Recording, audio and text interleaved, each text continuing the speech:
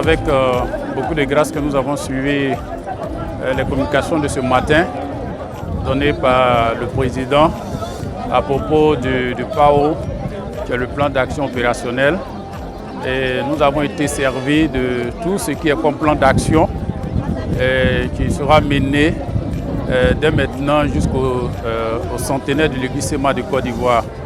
Le président a eu l'occasion de nous présenter son plan d'action et à l'issue de ce plan, il a communiqué aussi sur tout ce qui est financement pour réaliser les grands projets qui vont servir de témoignage pour l'église SEMA au monde entier concernant nos réalisations.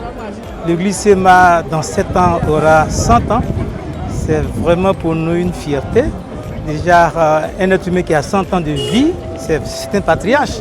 Et donc, après nos pères, c'est notre génération. Et je pense que nous sommes heureux d'être présents à ce centenaire. Alors, face aux grands travaux que le président lance, nous sommes partants. Nous allons nous organiser.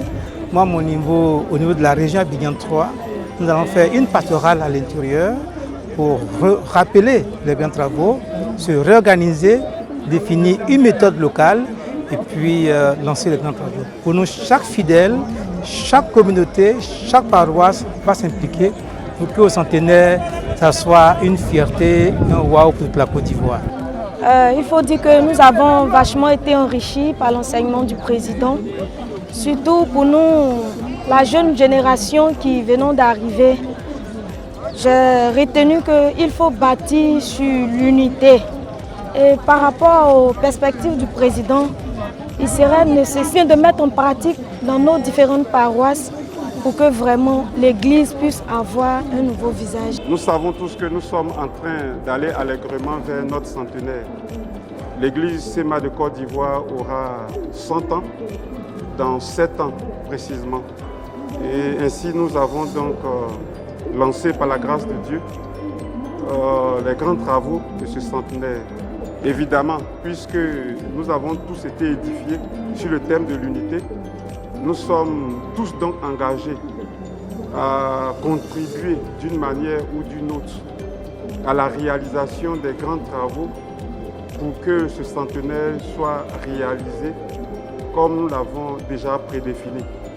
Nous comptons donc sur l'aide de Dieu et nous comptons sur la contribution et la collaboration de tous les pasteurs et de tous les fidèles pour que nous tous nous puissions marcher et atteindre cet objectif. Que Dieu nous bénisse.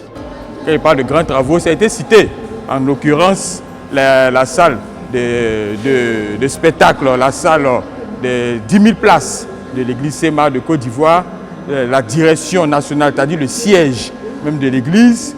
Il y a des œuvres sociales telles que l'hôpital, tels que les complexes socio-éducatifs, l'équipement de la radio et puis l'acquisition foncière. J'ai été vraiment marqué par cela.